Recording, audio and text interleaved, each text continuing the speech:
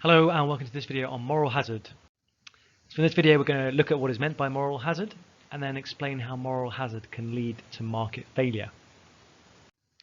So what do we mean by moral hazard?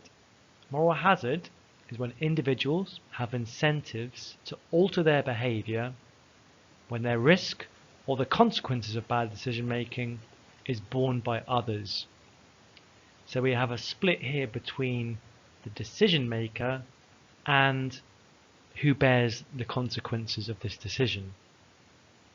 Famously, as Paul Krugman put it, moral hazard exists in any situation in which one person makes a decision about how much risk to take, while someone else bears the cost if things go badly. So we're going to be looking at a couple of examples in particular. We're going to be looking at how insurance policies decrease the incentive to take care of your possessions, and how governments promising to bail out loss-making banks can encourage banks to take greater risks. But what conditions do we need to be in place for moral hazard to exist? Well, two conditions. One, there is information asymmetry, which means the producer and the consumer don't have perfect information, don't know everything there is to know. One party knows more than the other party. And the second condition is that we need some sort of contract that ties the behavior of the two different agents. So one agent is making a decision and the other agent is contracted to have to deal with the consequences. So let's start off with our first example, which is to do with insurance. And here is our scenario. So let's start down in the bottom left hand corner. So when your bike is uninsured, it has, let's say, for example, a 10% chance of getting stolen. Therefore, if the bike is worth £1,000, the cost of insurance will be based around £100. There's a 10% chance of getting stolen, and so the expected value of the bike, or the expected value of it being stolen, would be £100. However, once you take out insurance, you're now going to be more risky with how you look after your bike. And so the bike may now have a 30% chance of getting stolen. Therefore, if the insurance firm has only charged you £100 for your insurance premium based on the 10% risk, it's going to lose money. This could lead to no insurance companies thinking it's worthwhile insuring anything, because if they do, people will just start being reckless with their possessions. So it can lead to a missing market. The insurance firm doesn't want to insure bicycles because people change their behavior once they're insured.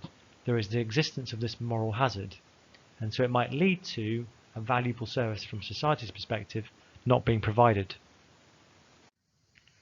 We can also look at an example in terms of banks and how they behave. Now, banks play a crucial role in society. If you imagine what would be the case if we didn't have banks, we'd have to keep the money at home under the mattress. We wouldn't be able to pay using debit cards. We wouldn't be able to take out loans. They're really vital to the functioning of modern society. So what might be the moral hazard here? Well, we have banks, and they might take risks through trying to pursue profit by loaning out money. Now, the excess risk taking might lead to the banks making losses. But can we afford to have a society where banks lose money and shut down? No, the government can't allow banks to go bust because of the impact it will have on society, so the government bails out the banks. Now, if you're running a business that you know if things go wrong, you're going to get covered by a government bailout, that's going to encourage risk taking. So risk taking, more likely to lead to losses, which is more likely to lead to bailouts. But the existence of bailouts leads to more risk taking. So here we have a problem where, through moral hazard, our bank system or this particular industry is not likely to be run efficiently or effectively from society's point of view. It's going to cost a lot of money to the taxpayer, and we're not going to get really the best outcome.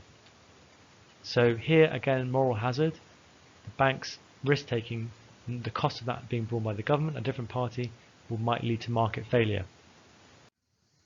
There are lots of other examples that we might use. First one is fiscal and monetary union. Now, fiscal policy is to do with government spending and taxation. So you might have a government, maybe the Greek government, that is spending a lot of money and racking up a lot of debts. Now, if the Greek government was to go bust, was to run out of money, whose responsibility is it to prevent that from happening? It's partners in the monetary union, so it's other countries that share the euro, for example, Germany. So Greece can take the risk, but Germany can bear the consequences. So this might lead to irresponsible spending, borrowing and spending by governments. Politicians will often make spending promises as they come towards the end of their electoral cycle. So the day before I leave office, I might promise everybody in the country a free $1,000. Now, whose problem is that? It's actually it's not my problem, it's my successor's problem. The president or the prime minister that's going to come after me. It's their problem once I've committed to making this spending promise.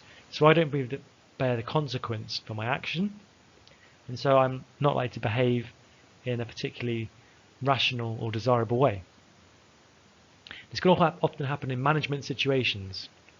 Managers may want to do something very risky with running the business because ultimately they know it's not their business, it's the shareholders' business, and the shareholders are going to bear the cost if something goes wrong and the business shuts down. And finally, we might look at health insurance. So once I have health insurance, I might start drinking and smoking like a chimney because I know that I can be more risky because I'm covered, the cost of any treatment will be covered by my insurance company.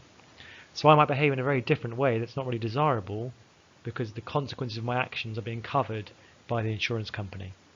So these are all good examples of where moral hazard can lead to undesirable outcomes and so market failure. So how might we deal with this issue of moral hazard and how it causes market failure? Well, a number of different suggestions. We might build in incentives for good behavior. So for example, I might get a discount on my bike insurance premiums if I don't make a claim for a stolen bike. So this incentivizes me to look after my bike better, even though it's insured, because I know it will reduce the cost of insurance. We might penalize bad behavior. We might make it illegal for people to take out health insurance and not declare any previous illnesses that they've had, so that the health insurance company has a more full set of information when deciding how much to charge for insurance. We could maybe split up banks into lots of smaller little banks so that they're not too big to fail. The government doesn't have to bail them out, and in fact if one went bust through reckless and risky lending, it wouldn't have an impact on the banking sector as a whole. We might also try and make managers perform more in line with the views of shareholders by linking their pay perhaps to the share price of the company. So in this video we've looked at what is meant by moral hazard and looked at some examples that explain how moral hazard can lead to market failure. That's it. Thanks very much for listening.